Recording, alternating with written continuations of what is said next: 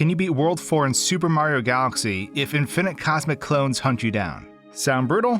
That's because it is. This is an absurd challenge to take on, so I hope you enjoy. And hey, if you do, subscribe to the channel to see more content just like this. Many years ago on my second channel, Swanky Zone, I put out a video documenting cosmic clone spawners in Super Mario Galaxy 2.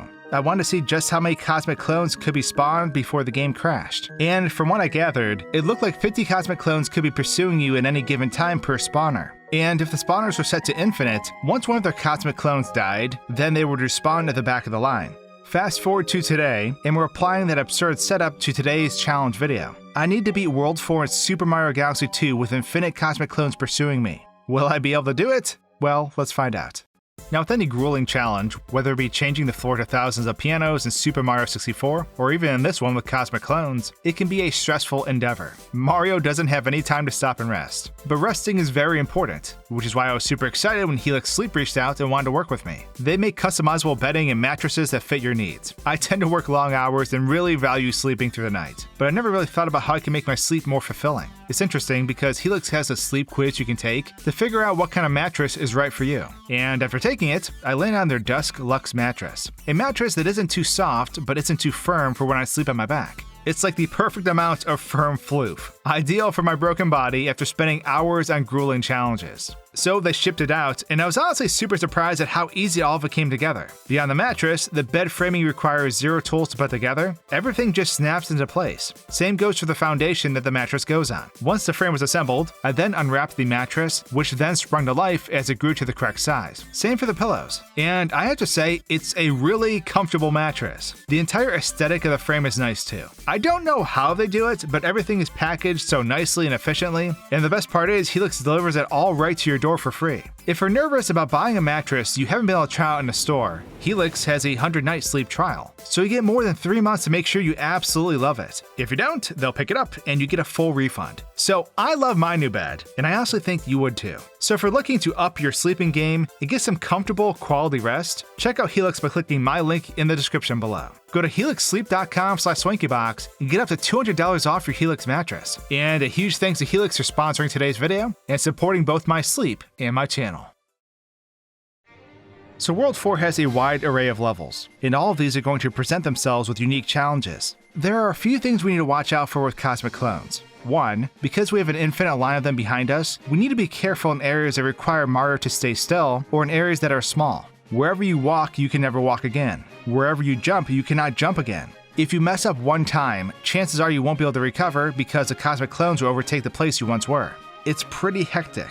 2. You cannot escape a cosmic clone. Whatever you do, it does. Whatever speed you move at, it moves. With this in mind, going slow is actually better than going fast. The slower you go, at least in certain areas where the environment won't kill you, the more you can manage the cosmic clones behind you as they mimic your exact movements. There's a lot of other really fun mechanics that I'll explain along the way, so let's hop into Supermassive Galaxy for our first crazy experience. So Supermassive Galaxy, the first of our troubles. We spawn into the stage and immediately take damage. Yeah, anytime you stick a landing animation that isn't quick, just anticipate that you're going to get hit. We push forward into Supermassive Galaxy and try our best to keep our health at its max.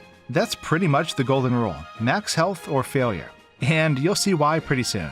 Making our way through the level, we need to be patient and stutter step our way around the piranha plant. This staggers the cosmic clones and slows our overall progression down so we don't use up all our walking surface. Or at least it would if I did it correctly. But on this first run, I was still feeling the level out. Taking damage at this part actually dooms you for the next planet. The Thwomp section is another area where delaying cosmic clone movement is important, but it was the 3 Koopa Troopa planet that was a nightmare. So closed spaces are really hard with cosmic clones, and 2D sections are by far the worst because once you walk, your cosmic clones will forever cover that ground. So on this planet, we're supposed to defeat 3 giant Koopa Troopas with spin drills. The problem being, spin drills only have one use typically when coupled with cosmic clones. There's too much landing lag, and you'll get hit by cosmic clones before you can evade it. So what does this do? Well, for 1, you take damage, but 2, it resets the spin drill back to the other side of the planet again. And you can see where this is going. Luckily, the Koopa Troopas drop a coin which restores some health, but you will die over and over and over again here unless you are super spot on with your movement. Once you get down to 1 Koopa Troopa, your health better be at max, meaning you only lost health that you restored. If it isn't, chances are you will die, because at this point, picking up the spin drill damages you and so does using the spin drill, meaning you need to be able to lose 2 health without dying in order to land a hit on the last Koopa Troopa. This part of the map is insanely hard and you will die tons of times.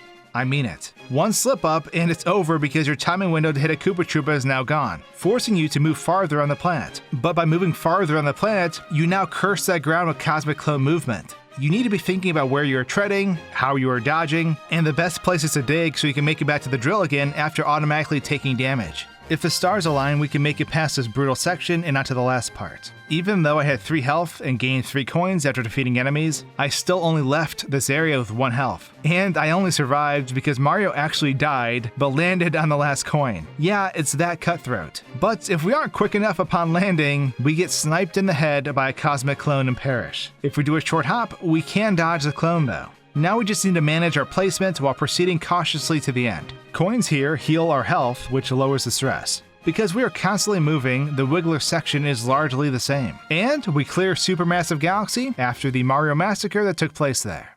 Flipsville Galaxy was not a level I was looking forward to. We take our initial damage at the start, but can heal by the coin present there. As I made my way through the flip panels, I knew that I'd eventually find myself on the boss planet, trying to manage cosmic clones while also trying to slay the boss. The level isn't terrible, but I found myself making a lot of mistakes as I rushed through the stage. I should have taken it honestly a lot slower. Once I got to the moving platforms, I could rest a bit since the cosmic clones lagged behind and only moved the same speed as the platforms. I should have grabbed the extra health before coming to the boss, but I do like myself a challenge. Now, the major issue with this boss is that you want to traverse as little ground as possible, otherwise you're going to spin yourself into a deadly cosmic clone web. Luckily, there are coins nearby, but it definitely is wise to at least come in with full health because you'll probably be exchanging blow for blow given the constant pursuit of the clones. As the fight progresses and you scramble to find untainted ground, the boss fight does become very hectic. I was honestly worried I was going to die grabbing the star because I knew I'd instantly take damage after the cutscene of the boss going down. Cosmic clones have a habit of doing that, but luckily I had enough health to press on and close out the second stage.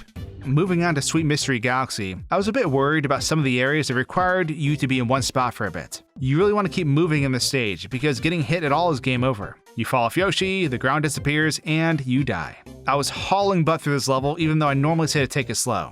Since we need the bulb berry to see the ground, and it is continually getting smaller and smaller, you need to run. And if you make a mistake, you might as well throw in the towel, because the swarm will be on you very soon. Once it overtakes a section, it is really difficult to get Yoshi back. One of the worst parts of the level for me was actually the bulb berry that is suspended above the flower handles. You need to grab the handles with Yoshi's tongue to swing yourself up to the next one. But the problem is, you have to jump and grab super fast, otherwise the swinging animation will overlap with the Cosmic Clone path. This part was actually pretty annoying, but after this point I felt given the straightforward route you can take to the next part, that the remainder of the stage was relatively simple. We close out the stage and move on to our next. Next up, we have Honeyhop Galaxy. Going into this level, I honestly had no idea what to expect. I was worried about the flower trapeze sections simply because you have to retrace your steps while swinging, and I had a right to worry. So you pretty much want to keep moving in this level. If you goof up at all, you lose your power-up. And if you lose your power-up, you're going to have a rough time going back to recover it, because all your cosmic clones will be running through that power-up waiting to make you lose it again. Anytime you grab a trapeze, you want to let go of it as soon as you move in one direction. The only saving grace you have is if you grab the upper part of it and then slide down while swinging, because you'll pass under the cosmic clone behind you when you gear up to jump. The rolling water bubble part of the stage is pretty hectic because all it takes is one hit for you to basically get omega screwed. You lose your power up, and your cosmic clones will beat you down as soon as you get out of your bubble. They have no chill. If you dawdle, you'll just get overrun, as there will be no safe place left to walk. The 2D sections of this level are a bit rough, but if we can make it through them, we can proceed to the final challenge. So the final section of this level requires Mario to collect 5 silver stars in order to spawn the real star. These are scattered all around this final planet, and of course, as we proceed to collect them, the entire planet gets overrun. Our first 3 silver stars aren't terrible, just as long as we avoid our massive line before them. For the 4th star, we want to jump down and leave our B-suit. We want to make sure we don't fall down the crevice though, because we need to wall kick our way back up. We'd be screwed if we created a falling line of clones. Now the final star is on top of the Queen Bee herself.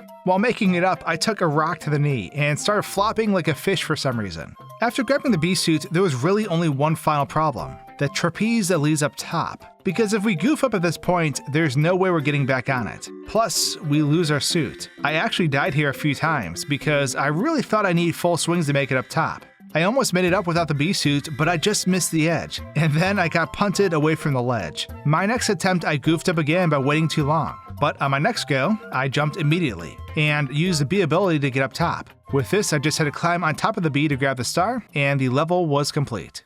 Going into Starshine Beach Galaxy, I wasn't too worried at all. Honestly, this level is a giant open field, so it is easy with cosmic clones. You never feel like you're trapped in your decisions, and it is quite simple to grab all the gray stars. Well, all but one. So 4 of the 5 stars are in relatively easy locations. If you take your time and you don't screw up, you should be okay.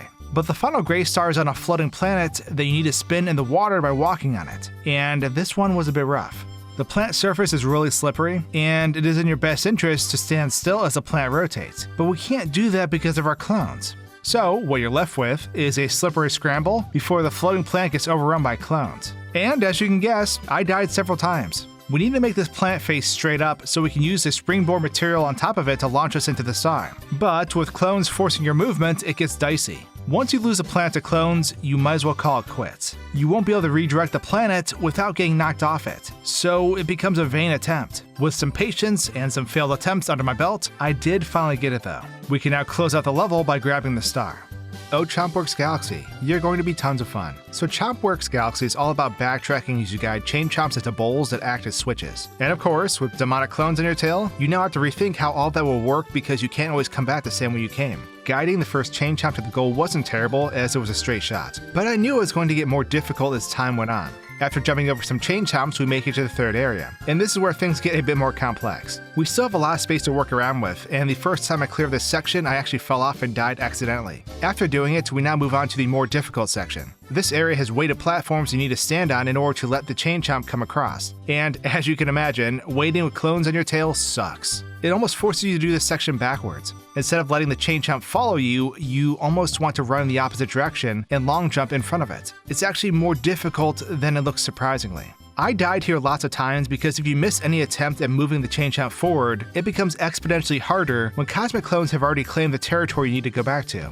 Getting bumped off the weighted platforms is the worst, and I was so anxious I actually botched the last part several times. You need to raise the chain chomp up with a ground pound, but you need to stagger your movements so you don't get to the button early or too late. With a well-timed hit though, we push the chain chomp forward and snag our star, and our final challenge begins. Our last task lies before us: Bowser's Gravity Gauntlet. And a grand finale it is truly going to be. I was super worried about the ground pound spheres at the end of the level, and I was concerned I wouldn't be able to clear them while going through the stage. As we progressed through the level, I was thinking it was super important to grab the first 6 health mushroom and keep it intact. I'll explain why in a second. Lots of the areas here are pretty standard with cosmic clones as long as you don't slow down. The rotating firebar planets are annoying just because of how gravity transitions between them. I found myself constantly stumbling because I was overcompensating thinking about the cosmic clones behind me. After a few failed attempts, I did clear it though. This final doorway planet was the one I was worried about. I thought it was important to preserve my health because I didn't know if I'd take damage each time I went to attack the door. There's another health boost in the right crystal luckily, but you do take a lot of damage at this part. You won't be able to get a ground pound off without getting struck by clones. By the time I cleared it, I had lost the health bonus. So I went to the final round with only 3 health, which made it a lot more brutal. This whole fight takes place on a small spherical planet, and as the clones start to funnel in, it's super important to keep them confined at first. The worst part about this boss is that he takes 4 hits, but those 4 hits require Mario to move to the other side of the planet to dodge his attacks. The more we are forced to evade, the worse the Cosmic Clone Plague becomes. We do not want to miss a beat when attacking this guy. Any lost damage attempt means we will have less areas we can walk, and the difficulty continues to increase more and more. And if we take too long, the projectiles will crumble, which is really bad for us. If I'm being honest, there's almost too many things to keep track of. Energy waves, punches, falling objects, and of course clones. Getting to a second health phase was hard enough, but then Fire Breath is added to the mix and you have to go pro gamer just to dodge every last thing being thrown at you. By the time you land your 3rd hit on Bowser, you'll more than likely have used up all your coins for healing. Coins can spawn from his meteors, but you'll certainly get hit waiting for the coins, so the point is moot. When I finally did deliver the final blow, I didn't realize the cutscene wasn't instantaneous, because I killed Bowser, and then I died myself. When this happens, the game freaks out. The planet below you gets deleted, and Mario is shot out into deep space with a trail of cosmic clones following behind him. It's, interesting. And then you die. Finally landing that last hit without dying though felt amazing. I only had 1 health left still, but the battle had been won. But I instantly became afraid. Cosmic clones have a habit of dealing damage to you on frame 1 right out of a cutscene, and I had 1 health left. Luckily, they didn't spawn in until a moment after the cutscene ended, so I was home free. Of course, after clearing such a difficult challenge, the only right thing to do was celebrate by throwing a cosmic clone party around the star. After I filled the area up, I grabbed the star, and our challenge was cleared. World 4 standard stars were all beatable with infinite cosmic clones chasing Mario. Somehow, it was possible. Anyways, I hope you enjoyed this bizarre video, and if you did, subscribe now for more just like it. Cheers!